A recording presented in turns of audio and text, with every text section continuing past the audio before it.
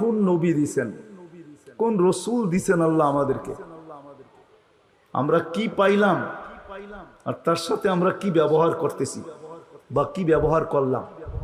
ওই রসুল দিছেন আমাদেরকে আল্লাহ, যার হাতের ছোঁয়া না। দানিয়াল আলাইহিস সালাম জানতেন ওই রসুলের হাতের ছোঁয়া আমার নসিবে জুটবে না।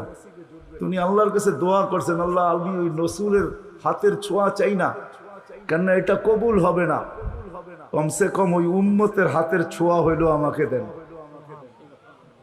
উনি শুধু আমাদের হাতের ছোঁয়া চাইছেন, উম্মতের হাতের ছোঁয়া।